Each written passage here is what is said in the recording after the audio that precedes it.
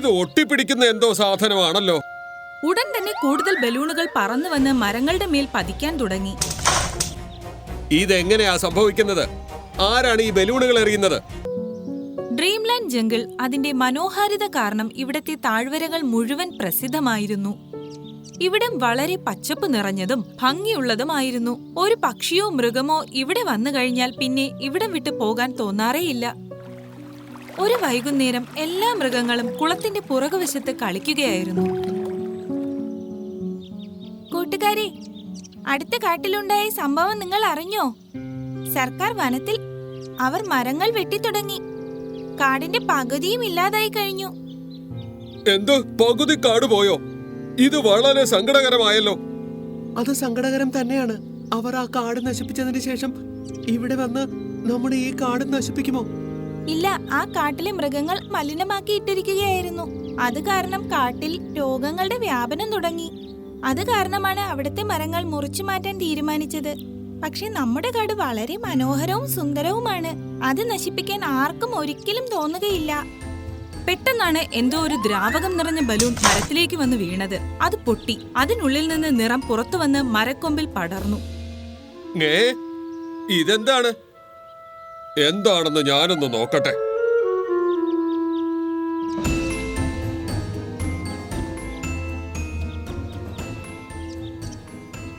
രാമു ആനെ തന്റെ തുമ്പിക്കൈ കൊണ്ട് അതിനെ തൊട്ടുനോക്കി. ഇത് ഒട്ടിപ്പിടിക്കുന്ന എന്തോ സാധനമാണല്ലോ. ഉടൻ തന്നെ കൂടുതൽ ബലൂണുകൾ പറന്നു വന്ന് മരങ്ങളുടെ മേൽ പതിക്കാൻ തുടങ്ങി. ഇതെങ്ങനെയാ സംഭവിക്കുന്നത്? ആരാണ് ഈ ബലൂണുകൾ എറിയുന്നത്? മൃഗങ്ങൾ അവിടെ മുഴുവൻ തിരഞ്ഞെങ്കിലും എവിടെ നിന്നാണ് ഇത് വന്നതെന്ന് കണ്ടെത്താൻ കഴിഞ്ഞില്ല. വരൂ, നമുക്ക് ഇവിടെ നിന്ന് പെട്ടെന്ന് പോകാം. ആരോ നമ്മളെ കരുതി കൂട്ടി പറ്റിക്കുകയാണ്. അവർ അവിടെ നിന്ന് മുന്നോട്ടു പോയി.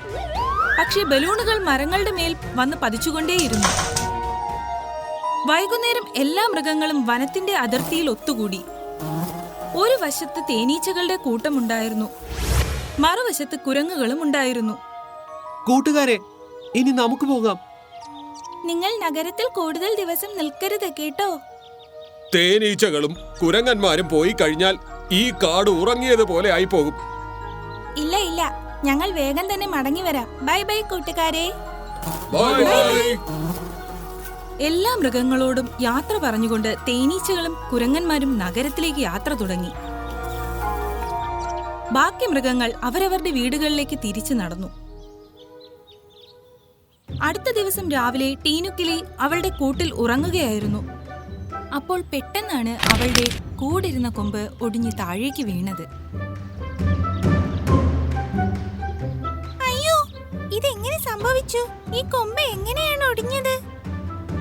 അവൾ മരത്തിലേക്ക് ചെന്ന് നോക്കിയപ്പോൾ അവിടെ പച്ച നിറത്തിൽ എന്തോ പറ്റിപ്പിടിച്ചിരിക്കുന്നത് കണ്ടു. എന്താ ഇത്? ഈ മരത്തിൽ പച്ച നിറം എങ്ങനെ വന്നു? അവൾ ചുറ്റും നോക്കിയപ്പോൾ അവിടെയുള്ള എല്ലാ മരങ്ങളിലും ഈ തരത്തിൽ വൃത്തികെട്ട പച്ച നിറം പറ്റിപ്പിടിച്ചിരിക്കുന്നതായി കണ്ടു. പതുക്കെ പതുക്കെ എല്ലാ മൃഗങ്ങളും ഈ വിവരം അറിഞ്ഞു. എല്ലാവരും അവിടെ ഒത്തുകൂടി. നമ്മുടെ കാട്ടിലെ മരങ്ങളൊക്കെ എങ്ങനെയാണ് ദുർബലമായി ഒടിഞ്ഞു വീഴുന്നത്? എങ്ങനെയാണെന്ന് മനസ്സിലാകുന്നില്ലല്ലോ. എത്രയും വേഗം രാമു ആനയോട് വിവരങ്ങൾ ധരിപ്പിക്കണം. അവനെ ഇനി എന്തെങ്കിലും ചെയ്യാൻ കഴിയും. അപ്പോൾ തന്നെ രാമു ആന അവിടെ എത്തിച്ചേർന്നു. എനിക്ക് ഇക്കാര്യത്തിൽ എന്തെങ്കിലും അറിയുവാൻ കഴിയുമെന്ന് നിങ്ങൾക്ക് എന്തുകൊണ്ടാ തോന്നിയത്? നമ്മുടെ കൂട്ടത്തിൽ നീയാണ് ഏറ്റവും പ്രായമുള്ളയാൾ. എന്നുവെച്ചാൽ നീയാണ് നമ്മുടെ കൂട്ടത്തിൽ ഏറ്റവും അറിവുള്ളവൻ. ഇത് കേട്ട് രാമു ആന ചിരിച്ചു.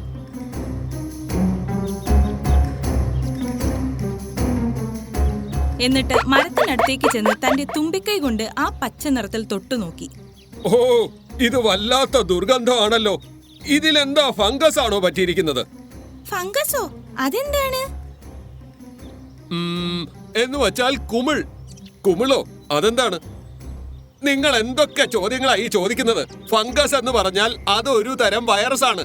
അവ മരങ്ങളിൽ പറ്റിപ്പിടിച്ചാൽ ആ മരത്തിനെ അത് നശിപ്പിച്ചു കളയും. ഇത് കേട്ട് എല്ലാ മൃഗങ്ങളും ഞെട്ടിപ്പോയി. അയ്യോ, അപ്പോൾ നമ്മുടെ കാട് നശിച്ചു പോകുമോ? ഉടനെയൊന്നും അത് അങ്ങനെ സംഭവിക്കില്ല. പക്ഷേ ഫംഗസ് വ്യാപിക്കുന്ന വേഗത അനുസരിച്ച് അത് നമ്മുടെ വനത്തിലെ എല്ലാ വൃക്ഷങ്ങളെയും നശിപ്പിക്കുന്ന അവസ്ഥയിലേക്ക് എത്തിച്ചേരും. ഉടൻ തന്നെ ഒരു മരത്തിന്റെ 2 വലിയ കൊമ്പുകൾ ഒടിഞ്ഞു താഴെ വീണു. കേട്ടിട്ട് ഇതൊരു ഭയങ്കര അവസ്ഥയാണല്ലോ. ശരിക്കും ഈ ഫംഗസിനെ എങ്ങനെ തടയുവാൻ സാധിക്കും? ഇതിന് ഒരു വഴി മാത്രമേ ഉള്ളൂ. നിങ്ങൾ ഈ കാട് ഉപേക്ഷിച്ച് മറ്റൊരു കാട്ടിലേക്ക് മാറി താമസിക്കുക. നീ ആരാണ്? ഞാൻ അജയ് ദേവഗൺ. എന്താ? നിങ്ങൾക്ക് കണ്ണു കണ്ടുകൂടെ? ഞാനൊരു കാക്കയാണ്. എന്റെ പേര് കാലു കാക്ക എന്നാണ്. ഞങ്ങളുടെ കാട്ടിൽ നീ എങ്ങനെയാ വന്നത്? ഞാൻ ഇതുവഴി പറന്നു പോകുമ്പോ വല്ലാത്തൊരു ദുർഗന്ധം അനുഭവപ്പെട്ടു. ഞാൻ വിചാരിച്ചു മൃഗങ്ങൾ ഇപ്പോൾ മദ്യം കുടിക്കുമോ എന്ന്. അതിന് കഴിയില്ലല്ലോ. ഈ ദുർഗന്ധം എവിടെ നിന്ന് വന്നു എന്ന് നോക്കാമെന്ന് കരുതിയാ ഞാൻ ഇങ്ങോട്ട് പറന്നു വന്നത്. നീ ഞങ്ങളെ എങ്ങോട്ട് ഷിഫ്റ്റ് ചെയ്യുന്ന കാര്യമാ പറഞ്ഞു വരുന്നത്? ഞാൻ നിങ്ങൾക്കൊരു രഹസ്യ ഗുഹ കാണിച്ചു തരാം. ആ ഗുഹയിലേക്ക് കയറി നേരെ നടന്നു പോവുക. ഒടുവിൽ ആ ഗുഹ ബ്ലൂ ലാൻഡ് ജംഗിളിൽ അവസാനിക്കും. അവിടെ നിങ്ങൾക്ക് സുഖമായി ജീവിക്കാം. ഈ തീരുമാനം അത്ര നല്ലതാണെന്ന് എനിക്ക് തോന്നുന്നില്ല. ടീനു, നമ്മുടെ കാടിപ്പോൾ പഴയതുപോലെ അല്ല. നമുക്ക് പോയേ പറ്റൂ. അപ്പോൾ തന്നെ വേറൊരു മരം ഒടിഞ്ഞു വീണു. നോക്കൂ, നാളെ രാവിലെ ആകുമ്പോഴേക്കും ബാക്കി മരങ്ങളും കൂടി ഒടിഞ്ഞു വീണിരിക്കും. അപ്പോ നമ്മൾ എന്ത് ചെയ്യും? അങ്ങനെ ആ കാട് ഉപേക്ഷിക്കുന്നതിനായി എല്ലാ മൃഗങ്ങളും തയ്യാറായി. ടീനുക്കിളിയും മനസ്സില്ലാ മനസ്സോടെയാണെങ്കിലും പോകാൻ തയ്യാറായി. വരൂ, എല്ലാവരും എന്റെ പിന്നാലെ വരൂ. കാലുകാക്ക എല്ലാവരെയും ഒരു ഗുഹയുടെ മുന്നിൽ എത്തിച്ചു. എന്നിട്ട് പറഞ്ഞു, ഈ ഗുഹയ്ക്കുള്ളിലേക്ക് കയറിക്കൊള്ളൂ. എന്നിട്ട് നിർത്താതെ നടന്നോളൂ. നാളെ പുലർച്ചെ ആകുമ്പോഴേക്കും ബ്ലൂ ലാൻഡ് ജംഗിളിന്റെ അടുത്ത് എത്തിയിട്ടുണ്ടായിരിക്കും. എല്ലാവരും ആ ഗുഹയ്ക്കുള്ളിൽ കയറി നടക്കുവാൻ തുടങ്ങി. അപ്പോൾ കാലുകാക്ക ഗൂഢമായി ചിരിച്ചിരിച്ചു. എല്ലാ മൃഗങ്ങളും വളരെ നേരമായി നടന്നുകൊണ്ടിരിക്കുകയാണ്. പക്ഷേ അവർക്ക് ഒന്നും തന്നെ കാണാൻ കഴിഞ്ഞില്ല. ആ കാലുകാക്ക സത്യം പറയുകയാണെന്ന് എനിക്ക് തോന്നുന്നില്ല. ടീനു, അങ്ങോട്ടേക്ക് പോയിട്ട് എന്തെങ്കിലും പ്രയോജനമുണ്ടെന്ന് എനിക്ക് തോന്നുന്നില്ല. കാട് നശിക്കുന്നത് നമ്മൾ കണ്ടതല്ലേ? അത് ശരിയാണ്. പക്ഷേ എന്തായിരുന്നാലും ആ കാട് നമ്മുടെ വീടല്ലേ. നമ്മുടെ വീട് കളഞ്ഞിട്ട് നമ്മൾ എങ്ങും പോയില്ല. ഇങ്ങനെ പറഞ്ഞ് ടീനുക്കിളി പറന്നുയർന്ന് തിരികെ പോയി. ഈ സമയം കാലുകാക്ക കാട്ടിൽ ഒറ്റയ്ക്കിരിക്കുകയായിരുന്നു. ഉടൻ തന്നെ ഒരു വാഹനം അവന്റെ അടുത്തു വന്ന് നിർത്തി. അതിൽ നിന്നും ഒരു വേട്ടക്കാരൻ ഇറങ്ങി വന്നു. യജമാനൻ പറഞ്ഞ കാര്യങ്ങളെല്ലാം ഞാൻ ചെയ്തു തീർത്തിട്ടുണ്ട്. എല്ലാ മൃഗങ്ങളും ഇപ്പോൾ ആ ഗുഹയ്ക്കകത്താ. ഈ കാട് നമുക്ക് രാവിലെ ആകുമ്പോഴേക്കും തീർക്കാം. കൊള്ളാം, വളരെ നന്നായിട്ടുണ്ട്. ഞാൻ തോക്കുമെടുത്ത് അങ്ങോട്ടേക്ക് പോകുന്നു. എന്നിട്ട് ആ മുഴുവൻ മൃഗങ്ങളെയും ഞാൻ വെടിവെച്ചു കൊല്ലും. ഈ കാട് എന്റെ സ്വന്തം. അപ്പോൾ ടീനുക്കിളി അവരുടെ അടുത്ത് പറന്നെത്തി. അപ്പോൾ ഞാൻ സംശയിച്ചത് ശരി തന്നെയാണ്. നമ്മുടെ കാട് നശിപ്പിക്കുവാനുള്ള നിന്റെ ഗൂഢാലോചനയാണ് അല്ലേ കാലുകാക്കേ? അതെ, ഇത് എന്റെ യജമാനനാണ്. ബലൂണുകളിൽ ആ വിഷം നിറച്ച് മരങ്ങളിലേക്ക് എറിഞ്ഞത് ഇദ്ദേഹമാണ്. അങ്ങനെയാണ് നിങ്ങളുടെ വനം നശിക്കാൻ തുടങ്ങിയതും. നീ ചെയ്തത് ഒട്ടും ശരിയായില്ല. ഇനി നീ കടന്ന് ബഹളം വച്ചിട്ട് ഒരു കാര്യമില്ല. ഓടി രക്ഷപ്പെട്ടോളൂ. അതാ നിനക്ക് നല്ലത്. ഞാൻ ഒറ്റയ്ക്കാണെന്നാണോ നീ വിചാരിച്ചത്? ഇത് കേട്ടപ്പോൾ തന്നെ ഒളിച്ചിരിക്കുകയായിരുന്ന മുഴുവൻ മൃഗങ്ങളും പുറത്തേക്ക് ഇറങ്ങി വന്നു. അയ്യോ, ഇവരെല്ലാം എങ്ങനെ തിരികെ വന്നു? ഞങ്ങൾ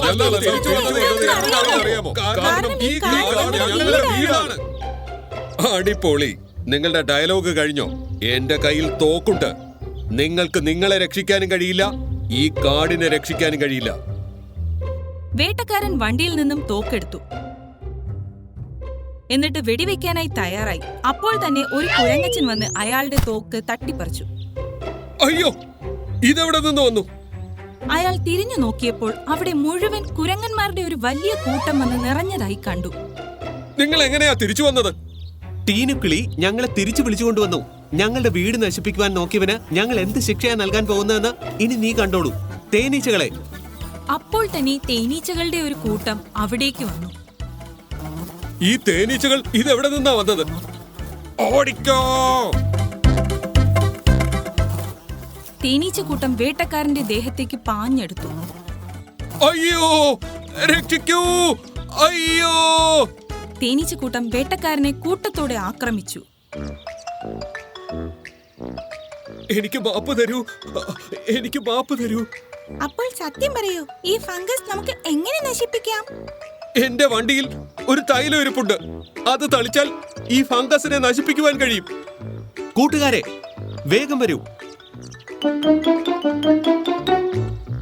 കുരങ്ങന്മാർ എല്ലാവരും കൂടി വണ്ടിയിൽ നിന്നും ആ മരുന്നിന്റെ പെട്ടി പുറത്തെടുത്തു.